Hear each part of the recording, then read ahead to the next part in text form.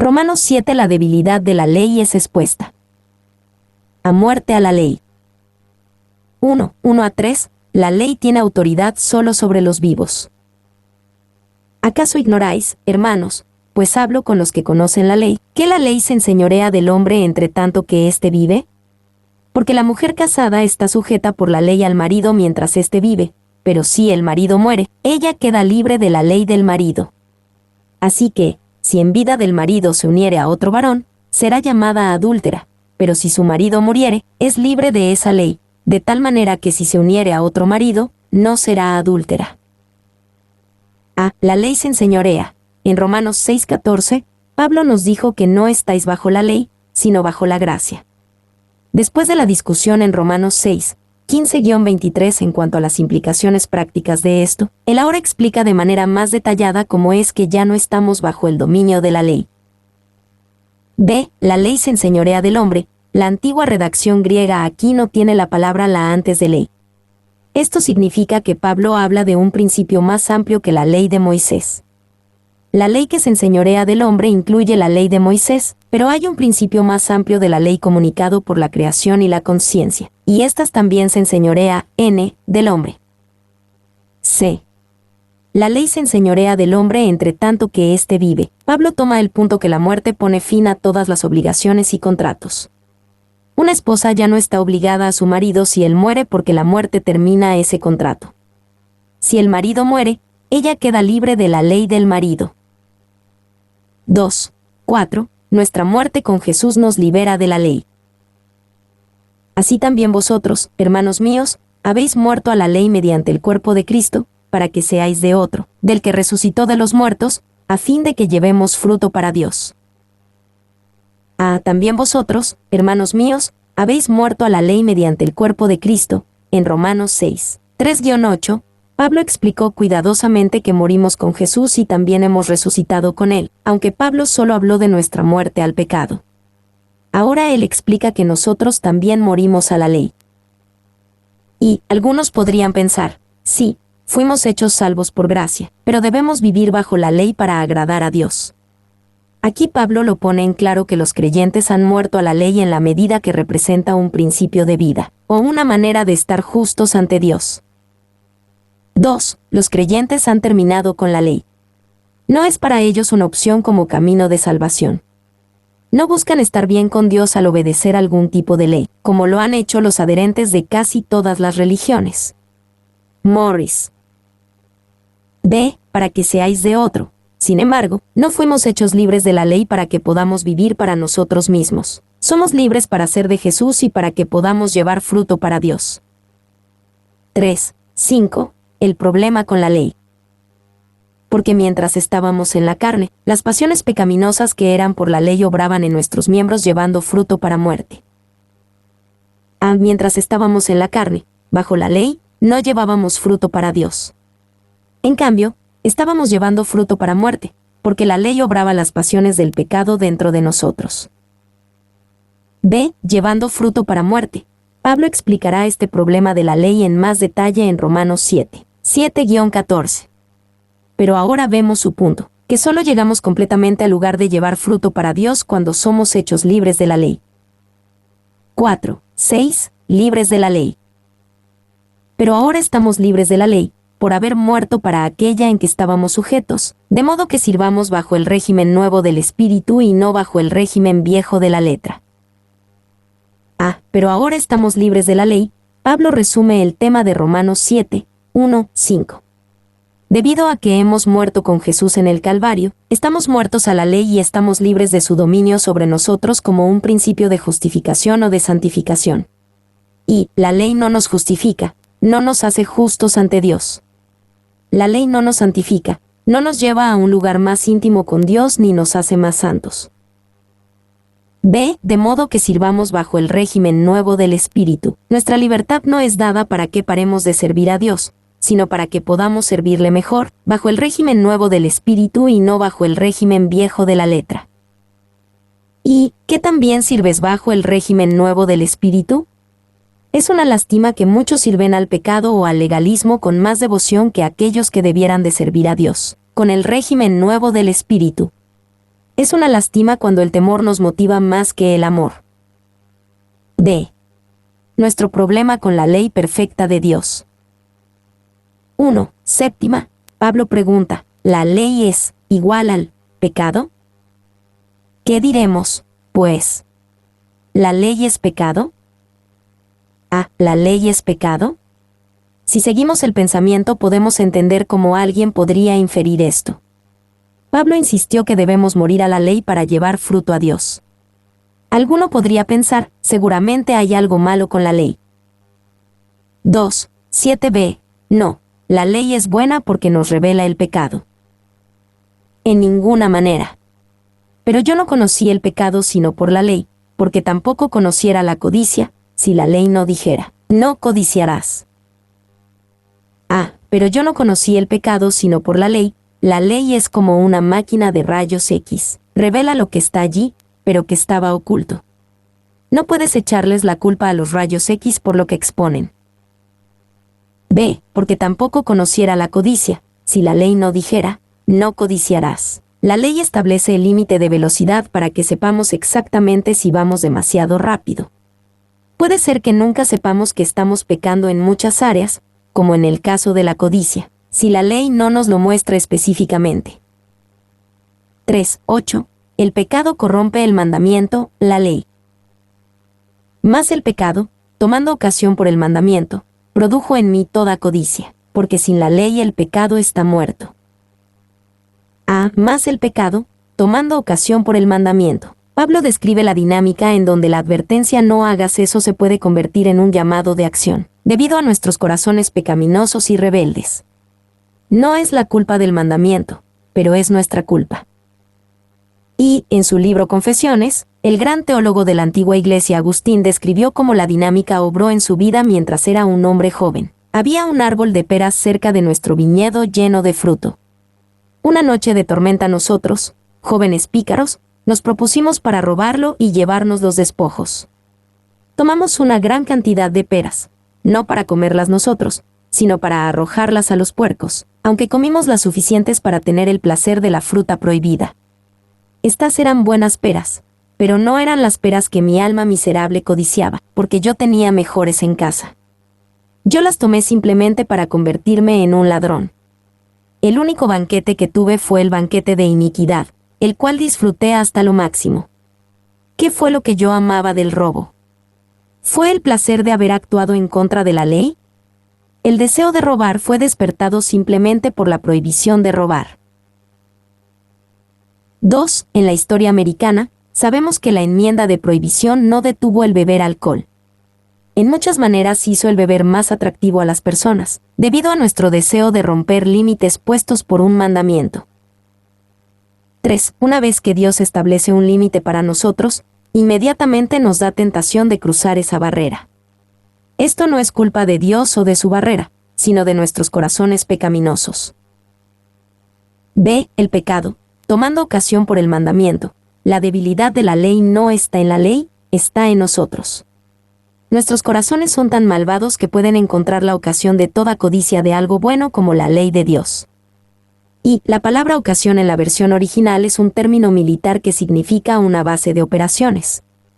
La prohibición provee un trampolín del cual el pecado está demasiado listo para despegar. Harrison. 2. Un hotel frente al mar en Florida estaba preocupado de que las personas trataran de pescar desde los balcones, así que pusieron un letrero que decía, no pescar desde el balcón. Tuvieron problemas constantes con personas pescando desde sus balcones, con hilos y pesas quebrando ventanas y molestando a las personas en las habitaciones de abajo. Finalmente resolvieron el problema al quitar los letreros, y nadie pensó de pescar desde los balcones. Debido a nuestra naturaleza caída, la ley en realidad puede funcionar como una invitación a pecar. C. Sin la ley el pecado está muerto. Esto muestra lo grande que es la maldad del pecado. Puede tomar algo bueno y santo como la ley y torcerla para promover maldad. El pecado deforma el amor en lujuria, un deseo honesto de mantener a la familia en uno de avaricia, y la ley en un promotor del pecado. 4. 9. El estado de inocencia de Pablo antes de conocer la ley. Y yo sin la ley vivía en un tiempo, pero venido el mandamiento, el pecado revivió y yo morí. Y yo sin la ley vivía en un tiempo. Los niños pueden ser inocentes antes de que ellos conozcan o entiendan lo que la ley requiere. Esto es a lo que se refiere Pablo cuando dice yo sin la ley vivía en un tiempo. Y él no está vivo con la vida de la que los escritores del Nuevo Testamento hablan tan a menudo. Él está vivo en el sentido de que nunca ha sido condenado a la muerte como resultado de una confrontación con la ley. Morris.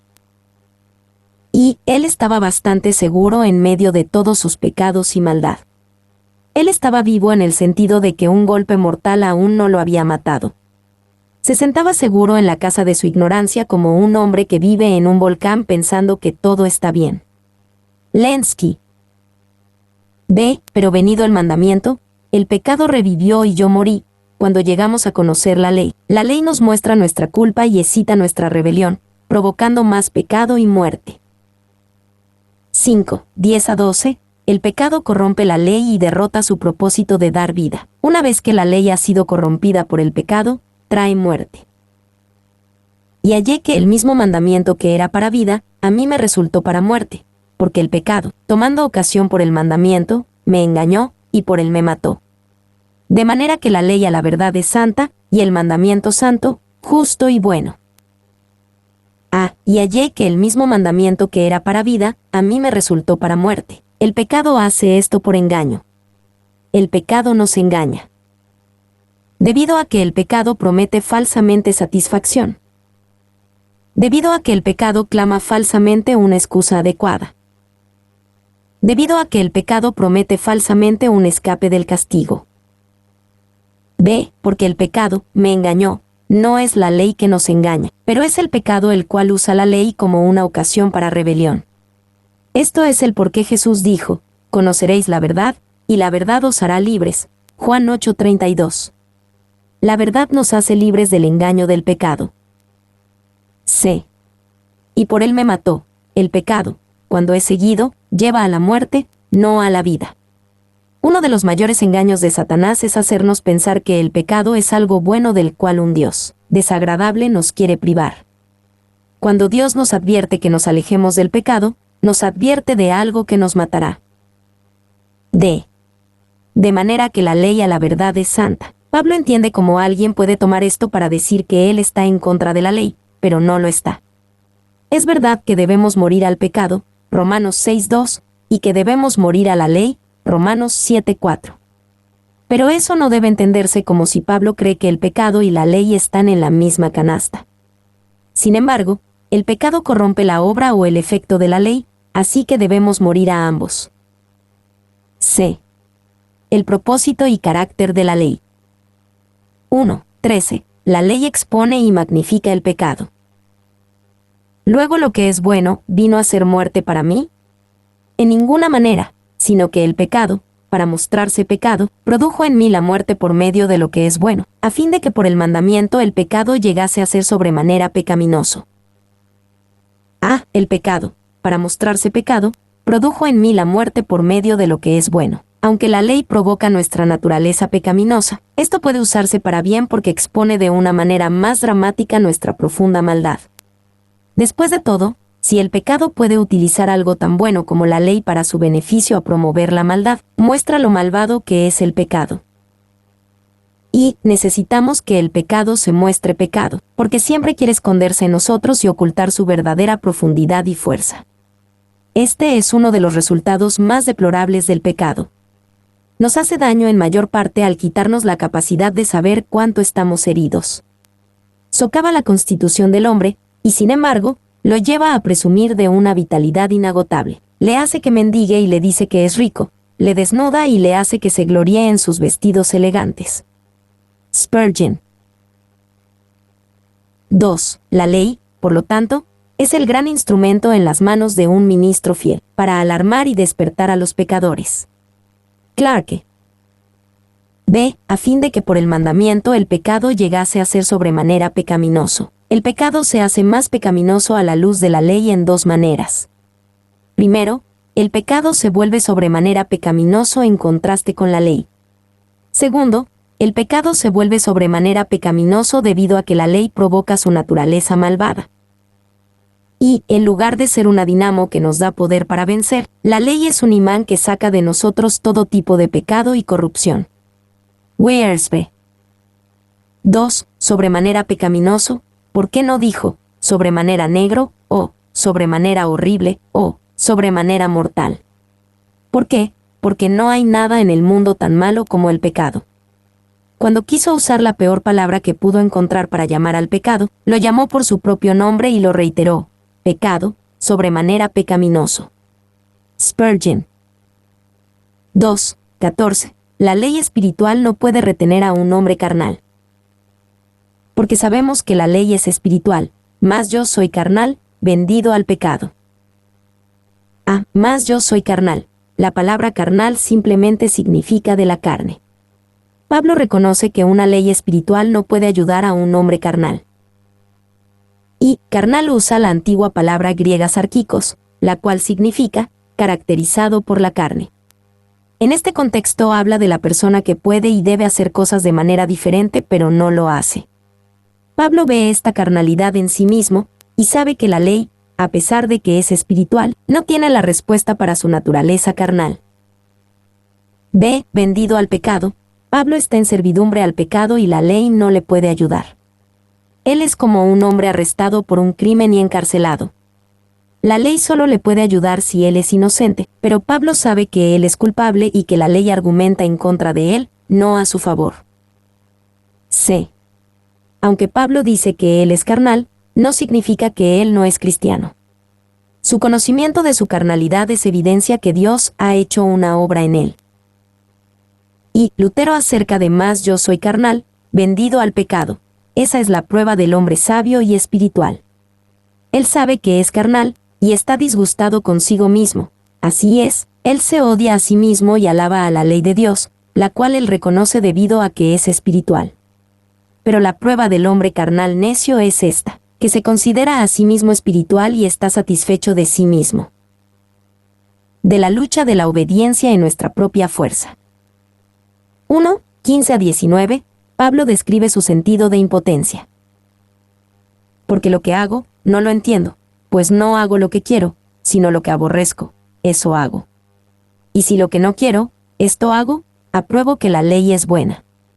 De manera que ya no soy yo quien hace aquello, sino el pecado que mora en mí.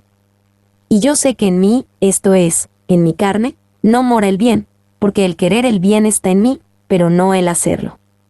Porque no hago el bien que quiero, sino el mal que no quiero, eso hago. Porque lo que hago, no lo entiendo. El problema de Pablo no es falta de deseo. Él quiere hacer lo que es correcto, pues no hago lo que quiero.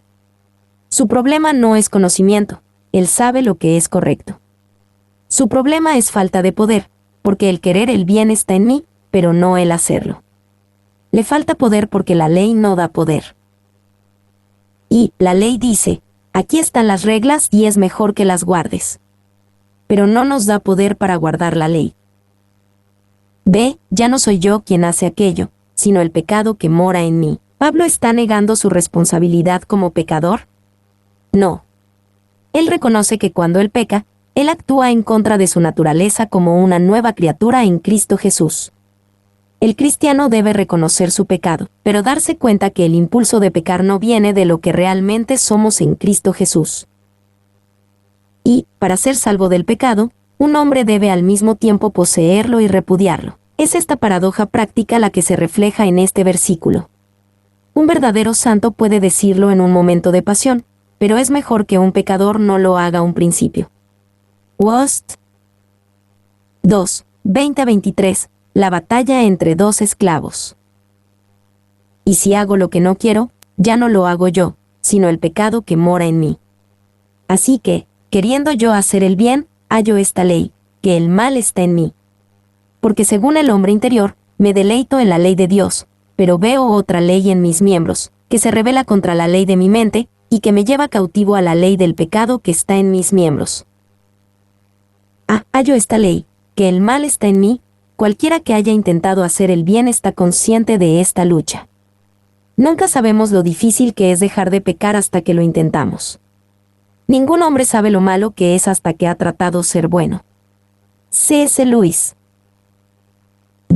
porque según el hombre interior, me deleito en la ley de Dios. Pablo sabe que su verdadero hombre interior se deleita en la ley de Dios. Él entiende que el impulso del pecado viene de otra ley en mis miembros. Pablo sabe que su verdadero yo es aquel que se deleita en la ley de Dios. Y el viejo hombre no es el verdadero Pablo, el viejo hombre está muerto. La carne no es el verdadero Pablo, la carne está destinada a morir y ser resucitada. El nuevo hombre es el verdadero Pablo, ahora el reto de Pablo es vivir como Dios le ha hecho. 2. Existe un debate entre los cristianos sobre si Pablo era cristiano durante la experiencia que él describe. Algunos miran su lucha contra el pecado y creen que debió haber sido antes de que él naciera de nuevo. Otros creen que él es solo un cristiano batallando con el pecado. En cierto sentido, esta es una pregunta irrelevante, pues es la batalla que cualquiera enfrenta cuando intenta obedecer a Dios con sus propias fuerzas. Esta experiencia de lucha y derrota es algo que a un cristiano le puede pasar, pero algo que un no cristiano solo puede experimentar. 3. Morris citando a Griffith Thomas. El punto de los pasajes es que describen a un hombre que está tratando ser bueno y santo por sus propias fuerzas, pero es golpeado de nuevo cada vez por el poder del pecado que mora en él, por lo tanto se refiere a cualquiera, regenerado o no regenerado. C. Que se rebela contra la ley de mi mente, y que me lleva cautivo a la ley del pecado. El pecado es capaz de librar batalla dentro de Pablo y ganar debido a que no hay otro poder en sí mismo que no sea él, para dejar de pecar. Pablo queda atrapado en la impotencia de intentar luchar contra el pecado en la fuerza de uno mismo. La victoria hallada en Cristo Jesús. 1:24. La desesperación y perspectiva de Pablo. Miserable de mí. ¿Quién me librará de este cuerpo de muerte? Miserable de mí. La antigua palabra griega para miserable es más literalmente, miserable por el agotamiento de un trabajo duro. Pablo está completamente agotado y miserable debido a su esfuerzo sin éxito de agradar a Dios bajo el principio de la ley. Y vale la pena tener en cuenta que los grandes santos a través de la historia no suelen decir, qué bueno soy, sino que tienden a lamentar su pecaminosidad. Morris. 2. El legalismo siempre lleva a una persona cara a cara con su propia miseria, y si continúa en el legalismo, reaccionará de una de dos maneras. O negarán su miseria y se convertirán en fariseos autosuficientes, o se desesperarán por su miseria y dejarán de seguir a Dios. B. Miserable de mí.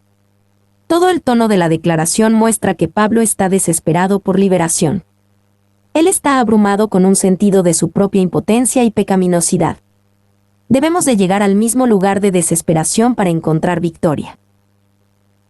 Y tu deseo debe ir más allá de una vaga esperanza de ser mejor. Debes clamar contra ti mismo y clamar a Dios con la misma desesperación que tuvo Pablo. C.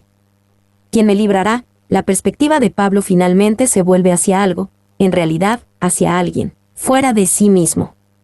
Pablo se ha referido a sí mismo unas 40 veces desde Romanos 7:13. En el hoyo de su lucha sin éxito contra el pecado, Pablo se volvió completamente a enfocarse y obsesionarse en sí mismo. Este es el lugar de cualquier creyente que vive bajo la ley, que se ve a sí mismo y a su desempeño personal en lugar de mirar primero a Jesús. Y las palabras quien me librará muestra que Pablo se ha dado por vencido, y pide quien me librará, en lugar de cómo me he de librar. 2. No es la voz de alguien que está desanimado o dudando, sino de una persona que anhela liberación. Paul. ¿De quién me librará de este cuerpo de muerte? Cuando Pablo describe este cuerpo de muerte, algunos comentaristas ven una referencia a los antiguos reyes que atormentaban a sus prisioneros al encadenarlos a cadáveres en descomposición. Pablo anhelaba ser liberado del miserable cuerpo de muerte encadenado a él. Y era costumbre de los antiguos tiranos, cuando deseaban someter a los hombres a los castigos más terribles, atarles un cadáver, poniéndolos espalda con espalda, y allí estaba el hombre vivo, con un cuerpo muerto atado a él, descomponiéndose, pudriéndose, corrompiéndose, y él debía de arrastrar a cualquier lugar que fuera. Ahora, esto es lo que el cristiano debe hacer. Él tiene dentro de él la nueva vida, tiene un principio viviente y inmortal, que el Espíritu Santo ha puesto en él, pero siente que cada día debe arrastrar consigo este cuerpo muerto, este cadáver, algo tan repugnante, tan horrible, tan abominable para su nueva vida, como un cadáver muerto y apestoso lo sería para un hombre vivo. Spurgeon. 2. Otros ven una referencia al pecado en general, como Murray. Cuerpo ha sido tomado a significar masa y cuerpo de muerte como toda la masa de pecado. Por lo tanto, lo que Pablo desea es ser librado del pecado en todos sus aspectos y consecuencias. 3. Por el cuerpo de muerte él quiere decir toda la masa de pecado, o aquellos ingredientes del cual todo el hombre está compuesto, excepto que en él quedaron solo reliquias, por los lazos cautivos de los cuales estaba retenido. Calvino. 2. 25. Pablo finalmente mira fuera de sí mismo hacia Jesús. Gracias doy a Dios, por Jesucristo Señor nuestro. Así que, yo mismo con la mente sirvo a la ley de Dios, más con la carne a la ley del pecado. Gracias doy a Dios, por Jesucristo Señor nuestro. Finalmente, Pablo mira fuera de sí mismo y a Jesús. Tan pronto como él ve a Jesús, él tiene algo por qué dar gracias a Dios, y le da gracias a Dios por Jesucristo Señor nuestro. Y, por significa que Pablo ve a Jesús parado entre él y Dios, proveyendo el camino a Dios. Señor significa que Pablo ha puesto a Jesús en el lugar correcto, como Señor y amo de su vida. B. Así que, yo mismo con la mente sirvo a la ley de Dios, más con la carne a la ley del pecado. Él reconoce el estado de lucha, pero da gracias a Dios por la victoria en Jesús. Pablo no pretende que al ver a Jesús se desaparece la lucha. Jesús obra por nosotros, no en lugar de nosotros en la batalla contra el pecado. Y la gloriosa verdad permanece, hay victoria en Jesús. Jesús no vino y murió solo para darnos más reglas o reglas mejores, sino para vivir su victoria a través de aquellos que creen. El mensaje del Evangelio es que hay victoria sobre el pecado, el odio, la muerte y toda maldad mientras rendimos nuestras vidas a Jesús y le dejamos que viva la victoria a través de nosotros. C. Por Jesucristo Señor nuestro, Pablo muestra que aunque la ley es gloriosa y buena, no puede salvarnos, y necesitamos un Salvador. Pablo nunca encontró paz, ni alabanza a Dios hasta que miró fuera de sí mismo y más allá de la ley a su Salvador, Cristo Jesús.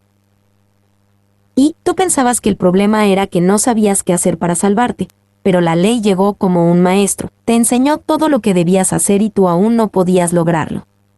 No necesitas a un maestro, necesitas a un Salvador.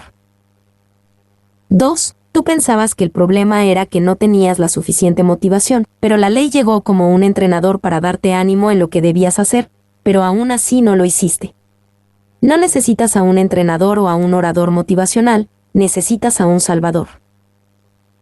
3. Tú pensabas que el problema era que no te conocías bien a ti mismo, pero la ley llegó como un doctor y te diagnosticó perfectamente tu problema de pecado, pero la ley no te podía sanar.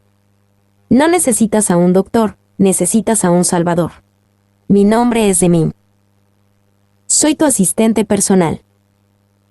Mi sitio en internet es demim.es.tl